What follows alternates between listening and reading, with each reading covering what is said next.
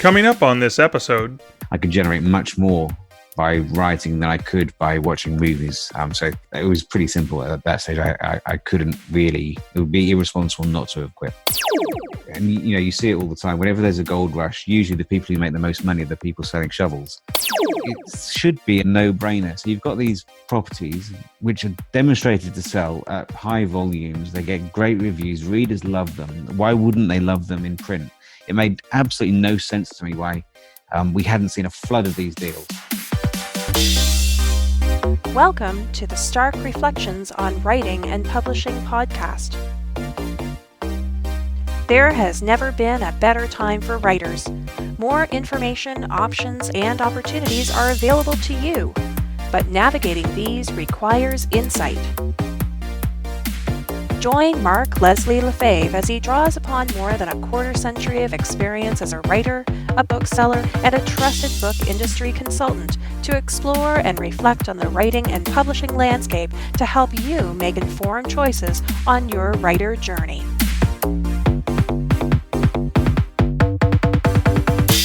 Hello, Reflectives, and welcome to episode 100 of the Stark Reflections on Writing and Publishing podcast.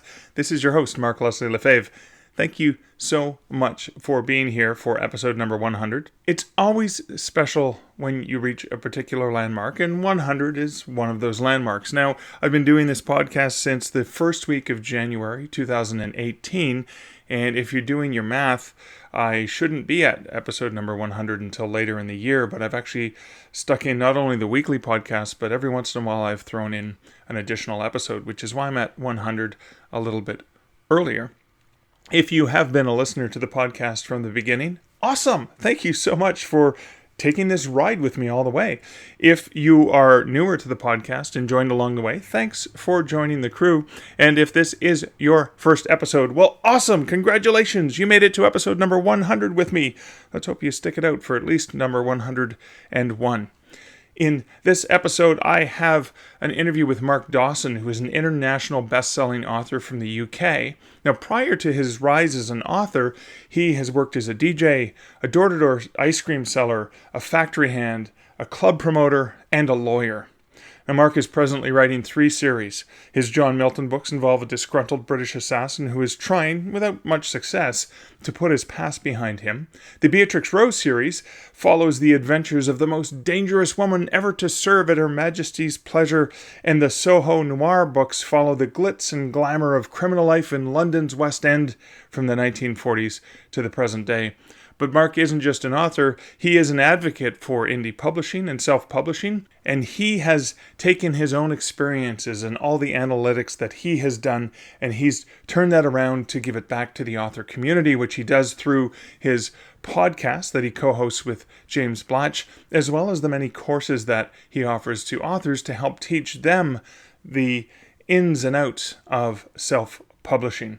Mark is at the center of what I think is one of the most interesting things in the publishing industry today with the advent of the rise of digital publishing, and that is a deal that he signed that is so forward-looking. It is so much a deal that can change the face of digital publishing forever and the way that traditional publishers and indie authors can actually work together in a mutually beneficial relationship. I'm really excited to dig into that, but we'll get to the interview with Mark and about that particular element in a little bit more detail. But first, I'm going to share some comments from recent episodes of the podcast. Now, on episode 98, which was You Can Handle It with Laurie Wright, Chad Boyer commented, I feel there's a lot of similarities between 4- and 5-year-olds and repetition and writers. You have to keep saying to yourself that you can do it and finish it before you believe it. The interview was for a different audience than I am in or targeting, but there are a lot of good things in here. I liked her plan of making sure she has multiple streams of income coming from the single series. Thanks for that comment, Chad. Yeah, I agree with you. We really do need to keep saying those things to ourselves.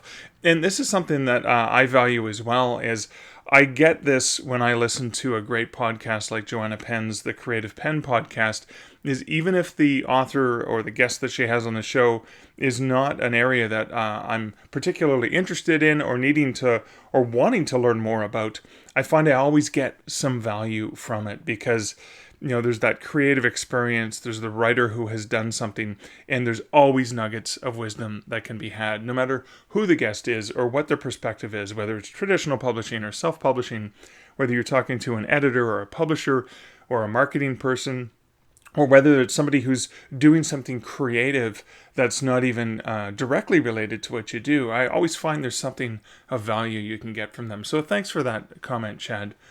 There were some comments on episode 99 as well, and episode 99 was the episode where I talked about libraries, and I went into detail about working with libraries. And Katie Mack posted, "Thanks for this episode, Mark. Chock-a-block with interesting details as usual." Oh, and I clicked the link and bought the bundle. She was talking about the story bundle, the NaNoWriMo story bundle, which I'll include a link to in the show notes, because it's still good until, I believe, for at least another 30 days now. Thanks for that, Kathy. Caro also left a comment for that episode and said, "Thanks so much for sharing your knowledge about libraries.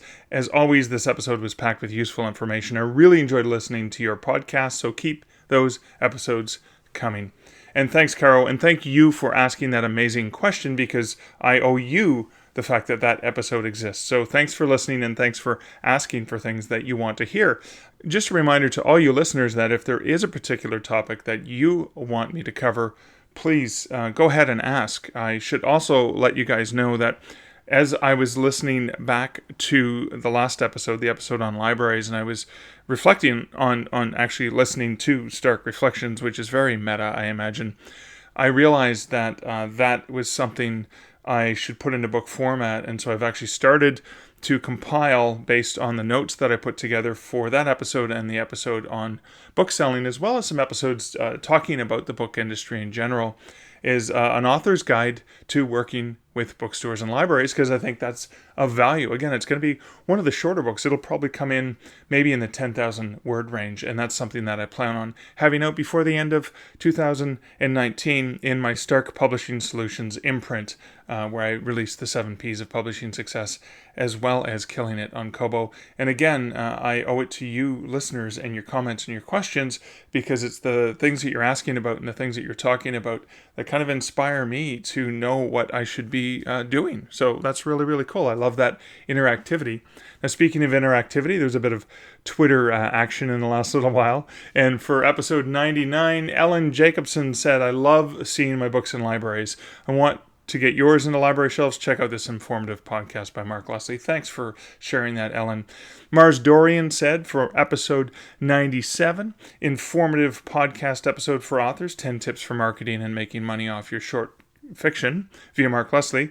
Learned some gems, especially the tips about foreign markets and joining bundles. Thanks, Mars. Appreciate that. Glad you got some good tips out of that. And Joanna Penn of The Creative Pen shared 10 tips for marketing and making money off your short fiction, and hashtag book marketing, hashtag writing community. Thanks so much for sharing that, Joe. Glad that you found it helpful as well. If you do have questions or you want to leave comments to the podcast, you can do that over on starkreflections.ca, or you can also @ me on Twitter. I'm @ Mark Leslie. And now it's time for a word from this episode's sponsor, Findaway Voices. Did you know that Findaway Voices is making it easier than ever to generate giveaway codes and keep track of which ones have been redeemed? Giving your audiobook to groups or to reviewers is a great way to increase awareness and introduce new readers to your work. Every audiobook that you distribute through Findaway Voices receives 30 giveaway codes. Or, if you enroll in Voices Plus, you can get 100 giveaway codes per title. Just click Generate My Codes on your giveaway codes page, and 30 unique giveaway codes will be automatically generated for you to use. With this feature, you can copy each code individually, or you can copy them all at the same time. And you'll be able to track which codes have been redeemed and when, and any code you've already distributed will still be visible. You can use these codes to send to reviewers or to anyone else that you want to provide a free copy of your audiobook. This is yet another great feature that helps put the power and the control back into the hands of you, the author. And you can learn more about this feature on Findaway Voices, as well as many other features, how you can work with narrators and how you can use Findaway Voices for distribution over at starkreflections.ca/Findaway. In terms of a personal update, just wanted to share the fact that Canadian Thanksgiving was this past weekend, so the weekend of the 12th and 13th of October. October 14th, Monday, which would have been Columbus Day in the United States, and Thanksgiving in Canada.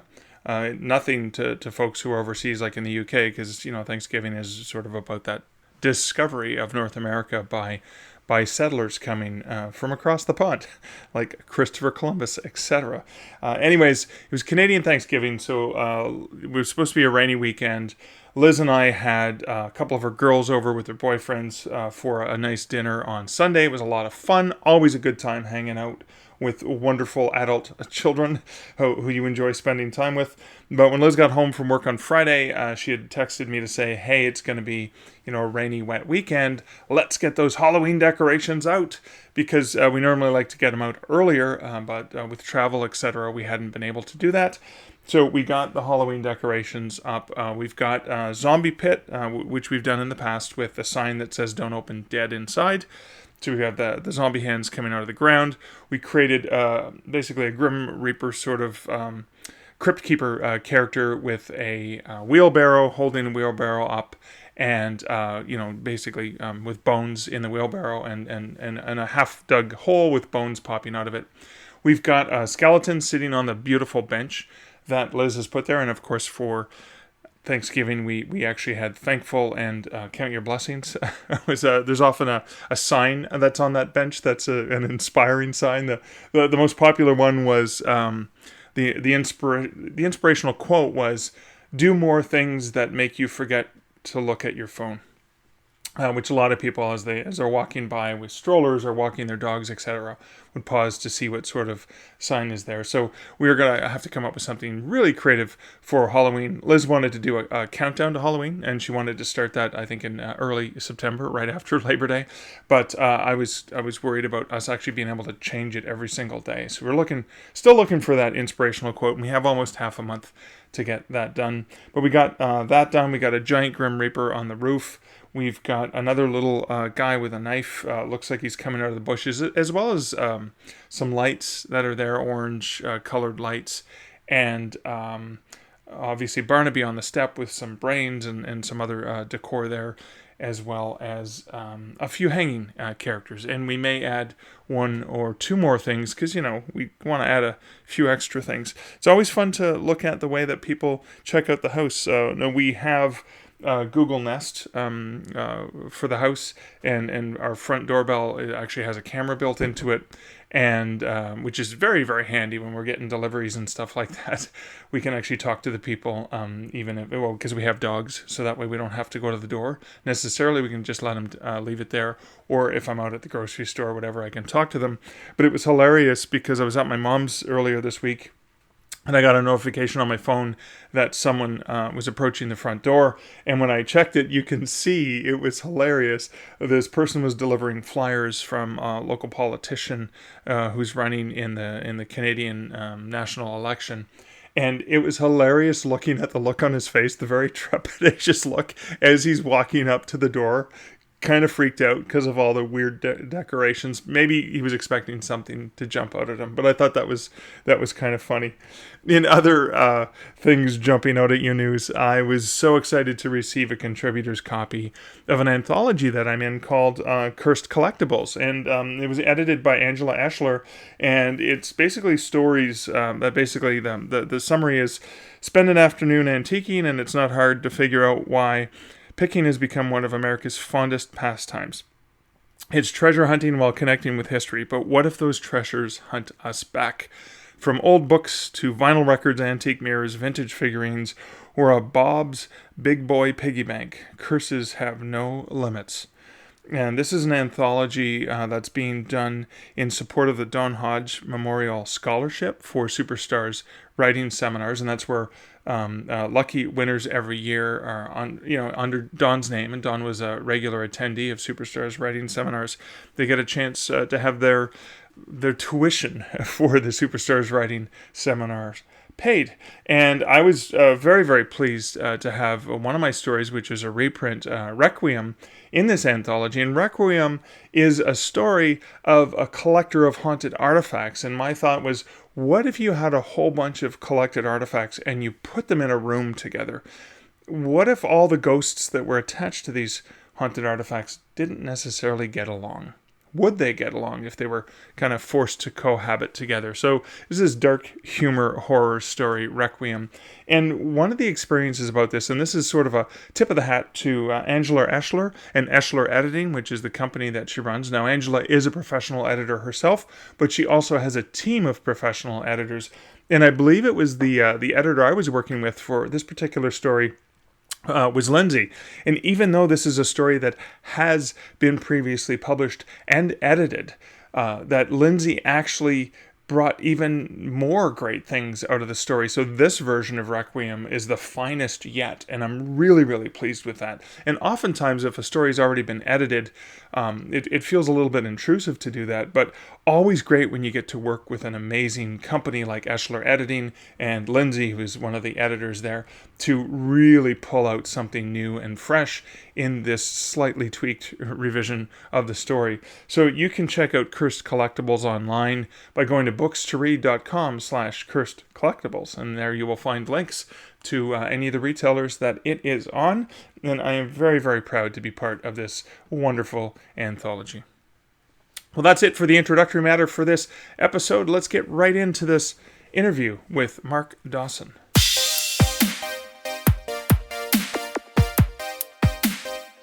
Hey, Mark, thank you so much for joining me here today. Pleasure to be here.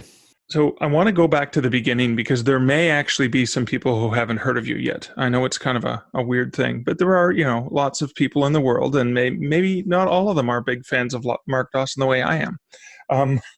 You were not a writer originally. You were a legal professional? You were a lawyer? I was, yes. So I qualified. I did law at university, and then did a law degree.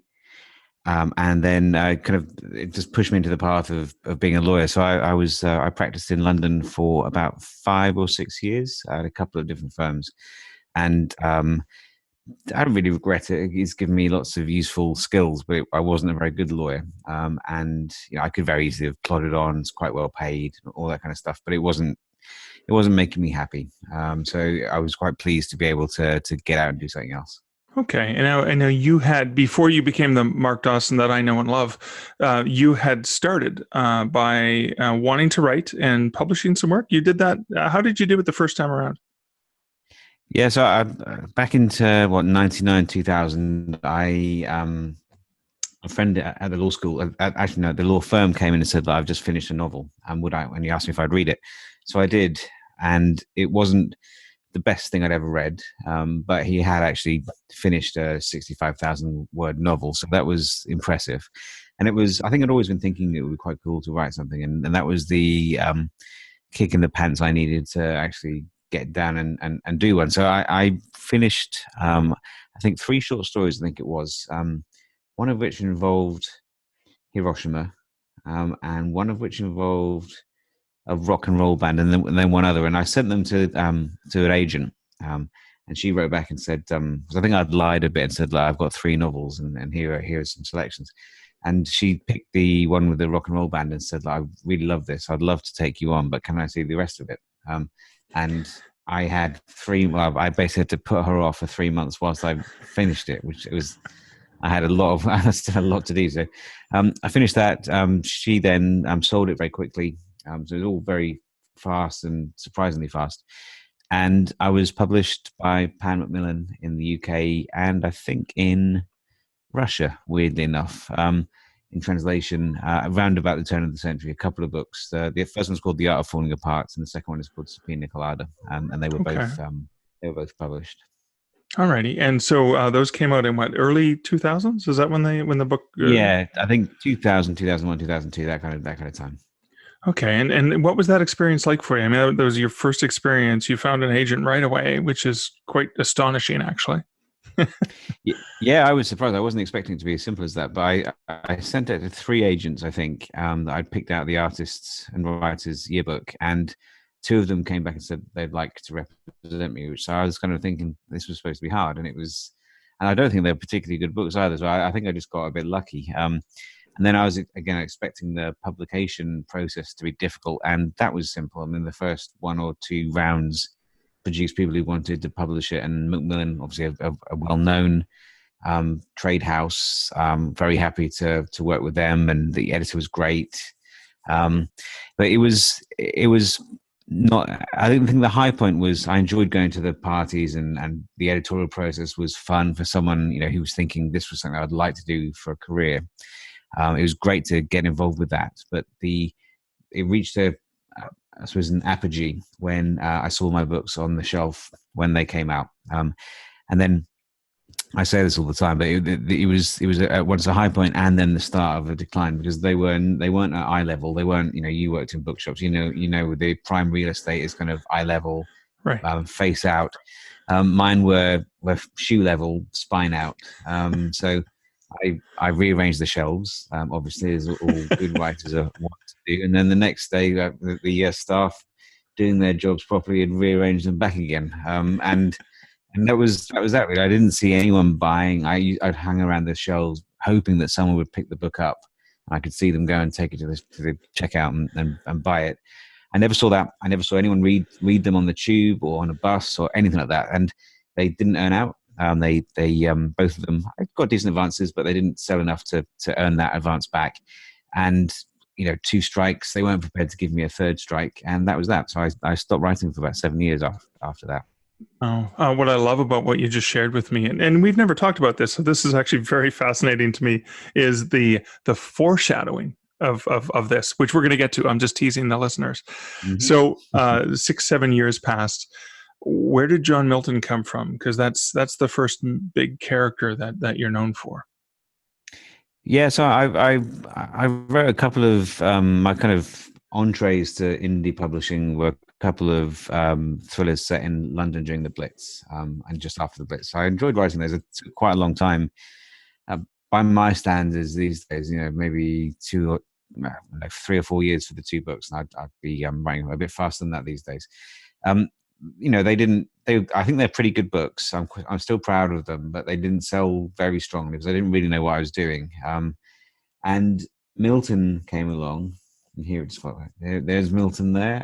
Milton came along because I had an idea kicking around in my head for ages of a character, like a contemporary updating of the Equalizer. So not the Denzel Washington version, the Edward Woodward version from the 80s. Oh, yes. Which I think was on CBS in the States. Yes.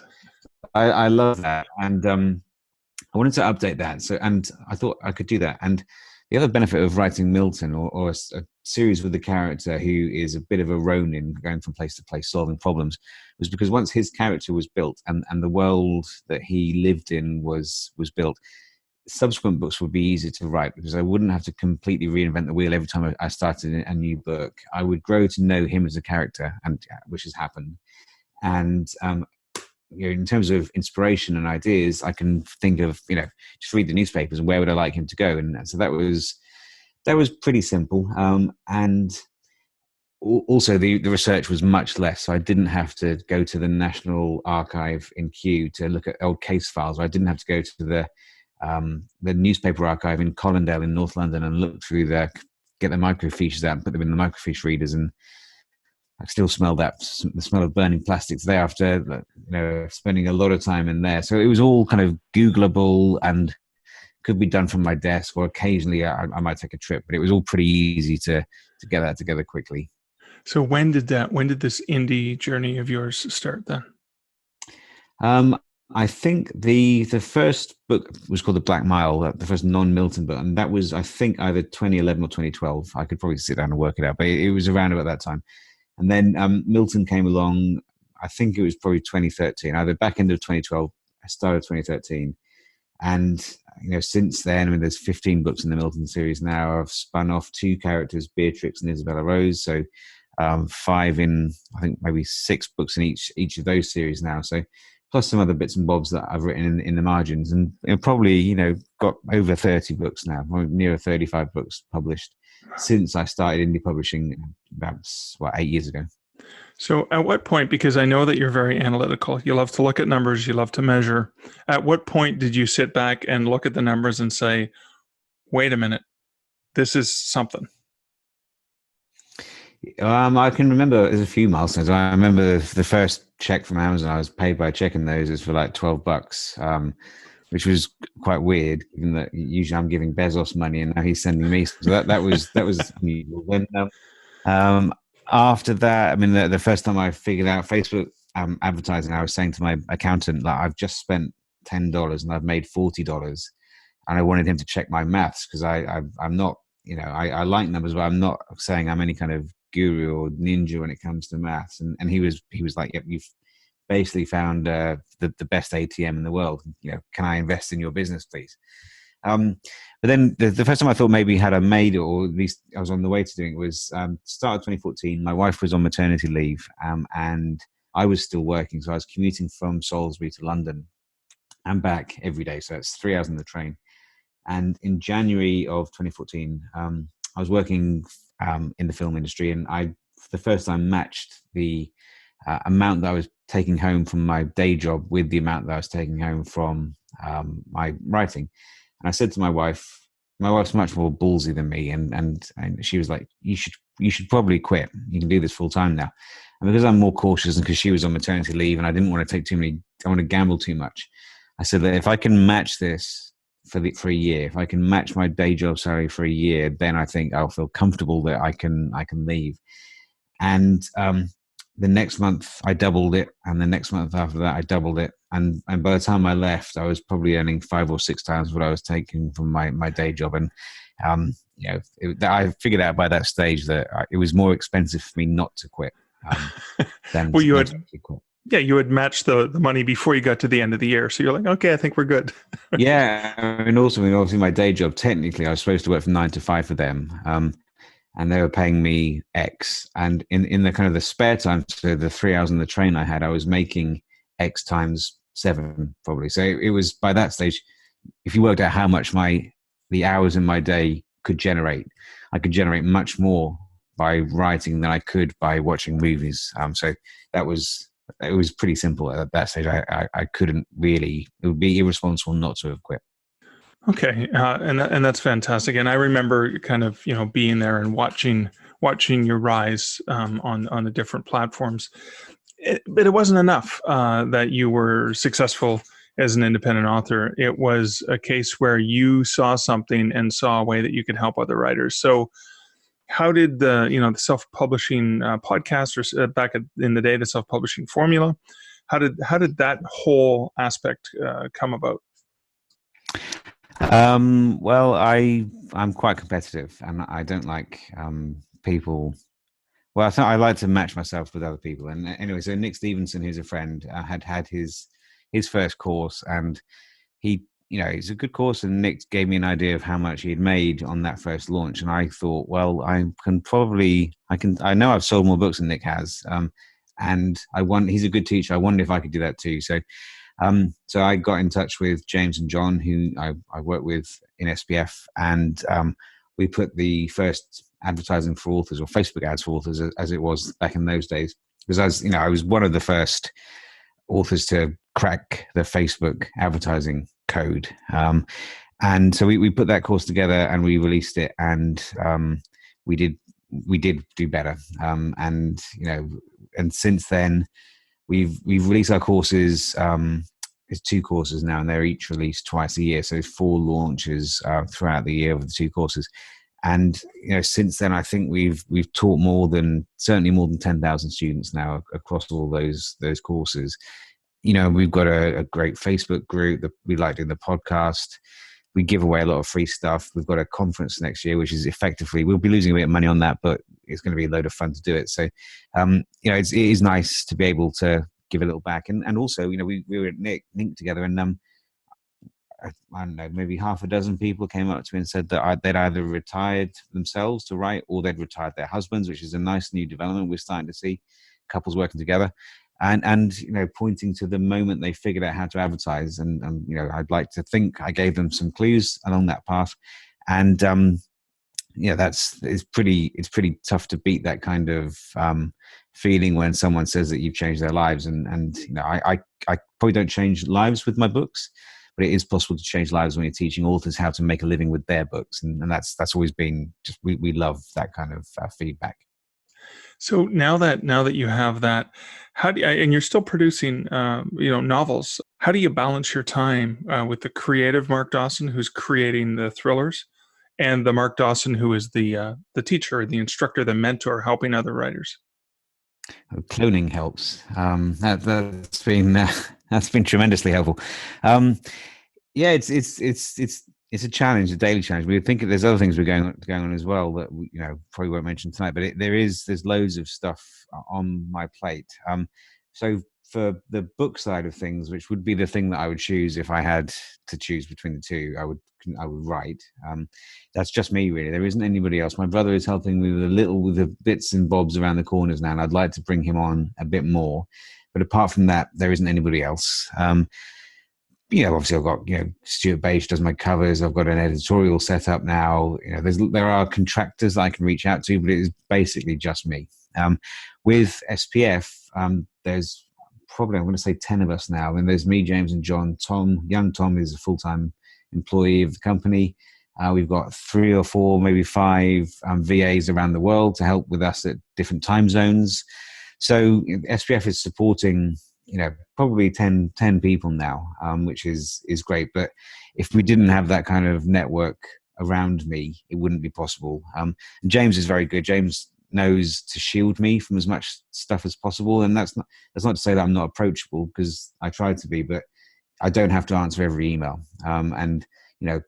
There's a lot of stuff. There's a lot of people who would take advantage of my time, and James and John as well, but James especially is very good at making sure that he steps in and filters things to me if they need to come to me. Right. I think, it's critical to protect that creative, that IP that started it all, right? Yeah, and as James says, my main job in the company is, I suppose I'm the CEO, and without getting too on my own arse, the kind of the visionary and the strategist. But my main job is to be a best-selling author, because I've said this in our group, and you see it all the time. Whenever there's a gold rush, usually the people who make the most money are the people selling shovels and picks, and we see that in the indie space. I'm seeing it more with people coming along with no real track record, who will promise to teach people how to do something that they can't do. Right. So my first piece of advice when people are asking me about a service provider or a piece of software or a course is to can they walk the walk and talk the talk? That's the thing you need to look at. What the Amazon rankings like? Are they telephone numbers? If they are, what are they going to teach you? Why aren't they doing it themselves? So yeah, that's common sense. But my main job is when people look to take one of our courses, they can look me up on Amazon, and I think I'm the 4th highest action and adventure writer at the moment in the States, which is, so I'm selling books. So hopefully, provided I can teach a little bit, and maybe I can show people what I do. Oh, that's fantastic. And the thing that boggles my mind is knowing so many hugely successful authors like yourself, who are, easily in the 7 figures of the income that they make from their writing, is even though you have fans around the world, you put out a new release and you're getting downloads in dozens of countries immediately, and you have people just waiting for that next book that you write. There's still an element of discoverability that comes from the fact that, in many estimates, between 20 and 30% of readers are actually reading ebooks, because print is still dominant in our industry, which is why we all think that traditional publishers have their heads up their butts. It's because they're focusing on a different element. But you have just done something that I've been waiting years for. I've been waiting for this moment, and I got to congratulate you in person at NINC last week. But you just signed a groundbreaking deal that I think is going to change the face of publishing in general for indies and traditional publishers. Can we please talk about that? Yeah.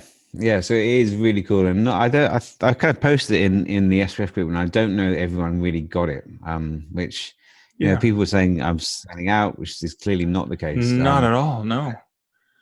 So yeah, you're right. So this is kind of the holy grail for me, and has been for a little while. Is that I'm pretty good at selling ebooks, to the extent that it would take a stupendous deal for me to sell a publisher to license the ebook rights to any of my books, because without bigging myself up too much, I think I can sell those rights better than they can.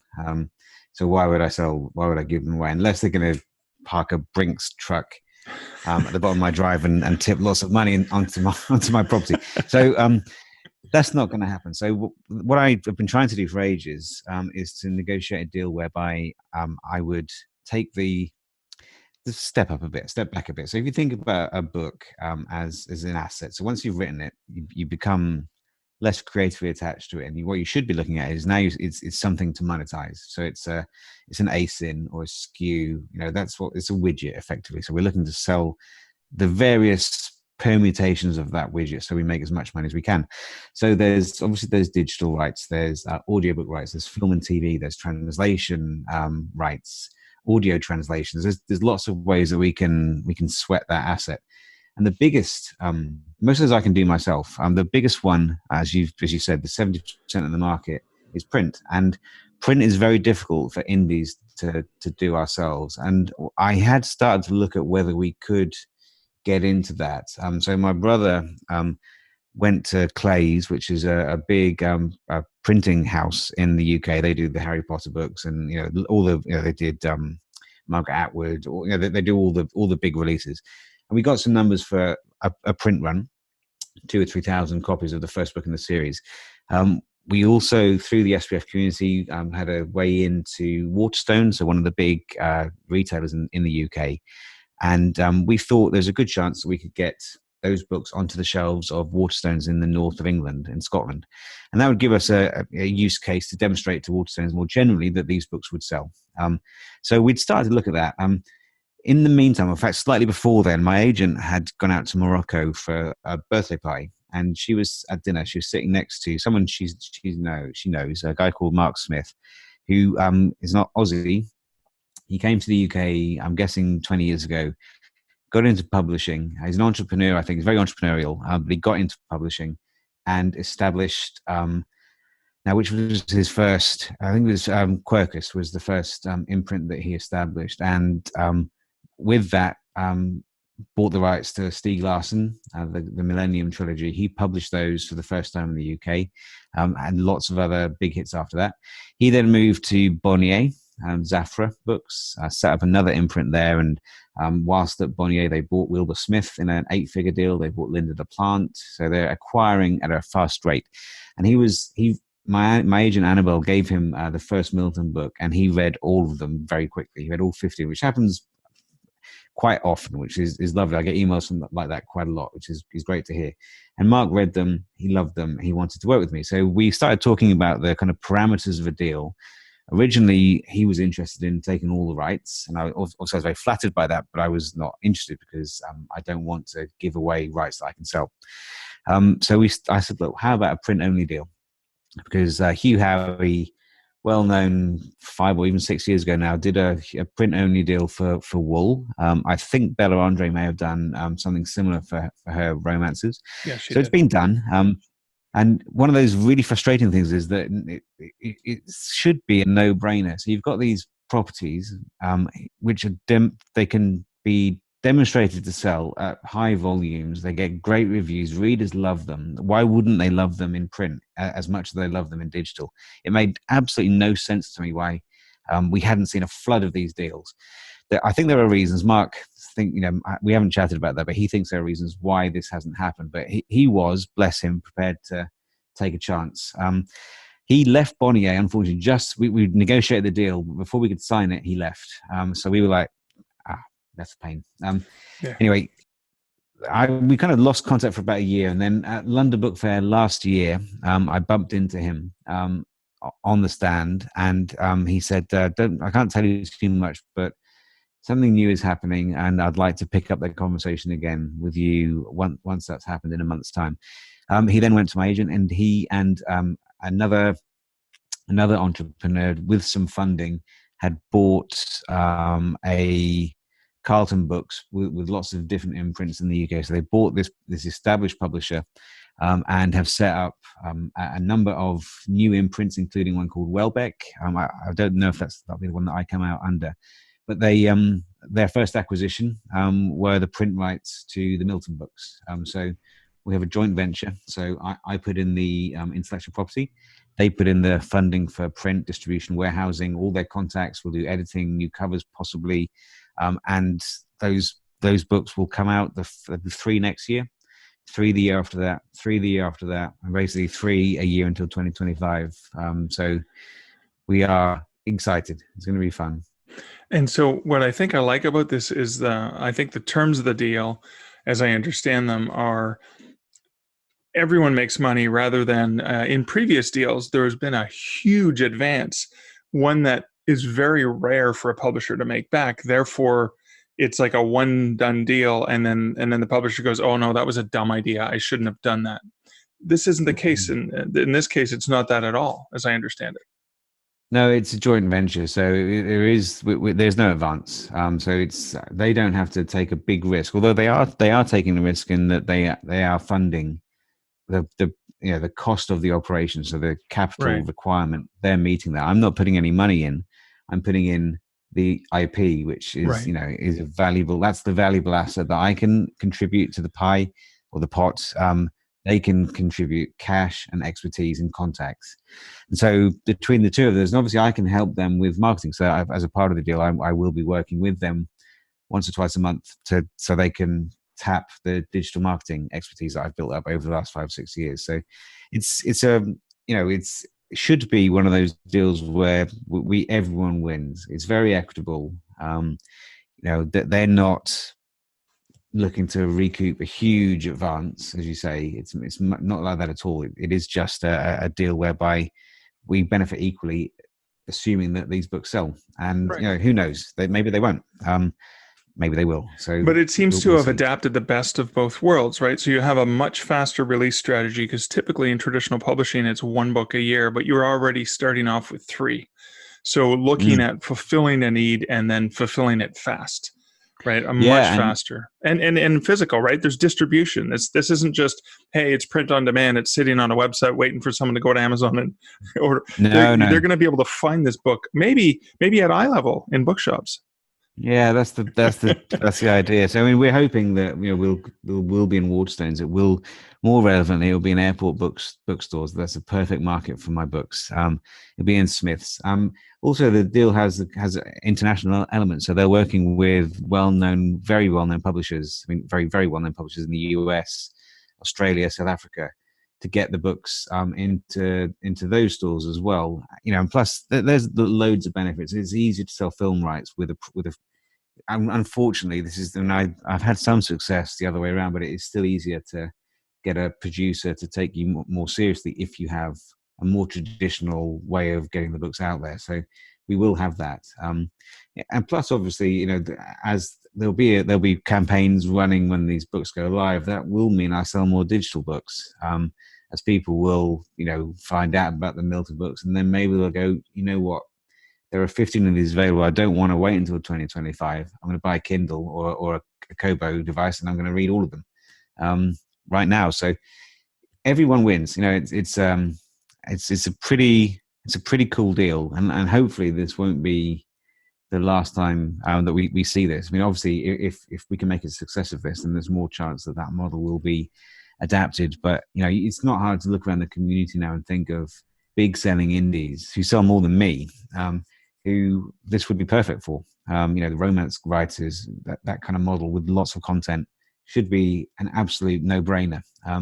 Shane Silver's writing his his urban fantasy, the Andalays of the world. There's so many writers who could do this kind of thing. So let's see. In some ways, I suppose I'm the canary down the coal mine. So if I'm still chirping by the end of next year, maybe it's worked. Well, I am really excited about this opportunity. Thanks for sharing that and talking about it. It's funny because as you mentioned, I have been waiting for a deal like this. And when I saw the announcement, I thought, okay, great, everyone's going to pick up on this. But it hasn't yet. I don't think people understand the depth of what this actually means is, in my mind, as the next tipping point in our evolution. Like one of them being the Kindle was a major tipping point for ebooks. And then, of course, this to me is that wonderful tipping point where all the smartness of traditional publishing combines with the smartness of indie publishing to make something much bigger than the sum of its parts. And I really am looking forward to where this takes us. So thank you for being a pioneer. Yeah, it'll be fun. I mean, it works the other way as well. So you may start to see the big traditionally published authors looking at the IP that they produce in terms of the assets that they can strip off. Say this the new Stephen King book. He probably not the kind of writer who'd do this, but someone of that stature could look and think, well, I've got lots of different IPs here. I don't need to sell them all to Random House. Yeah. Maybe the one I want to sell to Random House is the print, and I'll do everything else myself. Right. Almost certainly make more money that way. I mean, whether they want to actually do the work of doing that is a different question. But you could easily see mid-list authors now saying that actually, why am I licensing everything? There's a happy medium where everyone wins. So we'll see. It's one of those things I think has the potential to kind of take us up to a slightly different stage along the journey than where we've been so far. So it is exciting. It is, and you've got so many exciting things on the horizon. I know that your 2020 conference, even though it's the middle of the winter, is already sold out so many months in advance. That's going to be an amazing opportunity, and I love that you're tying it in with London Book Fair, so a major rights fair for traditional, combined with this powerful indie movement, and I love the way that those are crossing over. Yeah, that was I picked that date deliberately. So it was mostly because I knew that lots of writers would be in London at the time, or those writers who wanted to go have been thinking about going to the book fair. This might be the extra, the sugar on the cherry on top that persuades them to give that a go. So yeah, that was great, and we sold out 920 seats in about 2 days, which was ludicrous, but really flattering. It's amazing. So one sort of last question, because you have gone, in the last 8 years, you have gone into a tremendous new career, helping so many other writers. There's probably people listening to this that they hear you say, when you get that first $12 check from Amazon, they go, really? I'm still waiting for my first $12 check. What sort of advice would you go back and give to that writer who's just starting off on that journey? I saw actually someone posted in one of our groups today about expecting, it to be easier than it is, and it isn't easy. If it was easy, we'd all be retired and writing on Caribbean islands. So it is hard work. I mean, fortunately, it's writing, which is fun, and then if I find the actual business side of it almost as much fun as the writing, which is great. So you need to be prepared to do a little bit of slog. The more content you have, the more money you stand to make through things like read through. If you have a first book, then there's more books in the series. Then, you could write a book about ghosts, and then you have another book about ghosts, and you can get a read through into those books. But kind of as a general rule is to be professional, to work hard, and to remember that you're in competition on virtual bookshelves with not just indies like me, but also traditional houses. The readers don't give two hoots as to who published the book for the most part, unless you give them a reason to notice that your product isn't as good as the Lee Child book that you're competing with. So you want to make sure as much as possible that your covers stand out. It's impeccably edited, and it's the best thing that you can write. So don't expect, it's not a get rich quick. Those days, if they were ever here, have long since gone. But the good news is we are still very much in the vanguard here, and it's easy. People listen to this podcast, and people listen to our podcast, and I mean, in the same places that we go to. It's very easy to think that everyone knows what we know. A bit of an echo chamber. So you think, well, everyone knows what's possible with independent publishing. Most people have no idea, and my time is spent quite a lot educating people that you don't need an agent anymore, or you don't need, this isn't vanity publishing. It couldn't be further from the truth. You can do it all yourself. So we are kind of, I think we're still, this is kind of almost day one. Day 1.5 maybe of, Amazon always says it's Bezos's thing is it's day one on the internet. I think it's kind of day one for independent publishing, and that's very exciting. There's loads and loads more scope to push this a lot further than we have already. I love those words, because it's a reminder that we're still in the beginning. We're in the pioneering days of what's happening with digital publishing. You're so right. People think the Kindle gold rush is over. This whole new movement has just begun. So that's a great reminder of that. Thank you. Yeah, no, it's exciting. We say in the podcast, there's never been a better time to be a writer, and that I really believe that it is. It's never been easier to have a career as doing something creative that lots and lots of people would. If you told me 15 years ago when I was a miserable lawyer that I would be sitting here being able to do a podcast, in a house that I bought with the proceeds of selling the weird ideas in my head, I would have said you're off your trolley. And that is exactly what's happened. So it's crazy but amazing time to be doing what we do. Well, Mark, thank you so much for taking the time to share this amazing journey with my listeners. Oh, it's a pleasure, always. I know I've said it multiple times. I said it multiple times in the conversation with Mark, but I can't express enough how important this deal is that Mark Dawson just signed.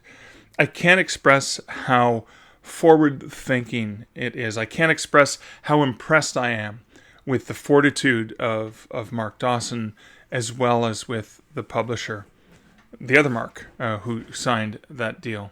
This has the makings of what you might call a beautiful friendship. This has the makings of something that can be built upon and can establish the new way to do business.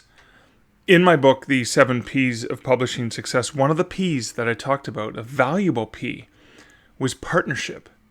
Now, partnership is really collaboration and partnership, and you see a lot of great partnerships and collaboration that happen in the indie author community. You see some great partnerships and collaboration that happen in traditional publishing, and that's part of what the book fairs are all about, the London Book Fair, and you're seeing that the London Book Fair is happening, and the self-publishing show conference is happening in conjunction with that, which is going to be happening in 2020. And this is as Mark and his publisher are gearing up for this bold new venture in publishing. I really think that combining the strengths and abilities and what each person brings to the table in the best way possible, by combining those strengths and working together and working collaboratively and partnering to succeed, I think we're going to see something truly amazing here.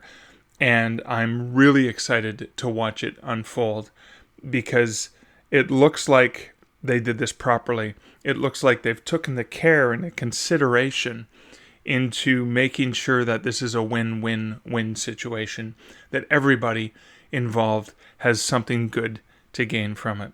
So kudos and congratulations to Mark Dawson. Kudos and congratulations to his publisher. And kudos and congratulations to you for listening to me harp on and on and on about this. But again, I cannot express enough how exciting this is. And I'm so delighted that got to be the topic of episode 100 of the Stark Reflections on Writing and Publishing podcast. Again, this is Mark Leslie Lefebvre, your host for the podcast. If you found this podcast informative, insightful, inspiring, maybe even infuriating, no, not infuriating.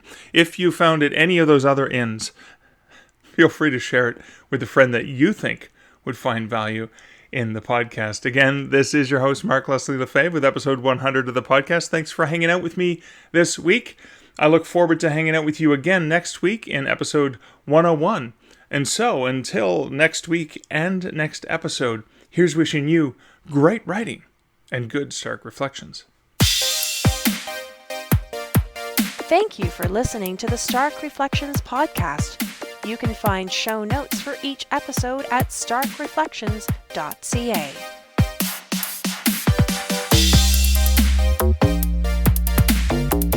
The music for this podcast, Laser Groove, was composed and produced by Kevin MacLeod. Check out more of Kevin's great music at incomptech.com.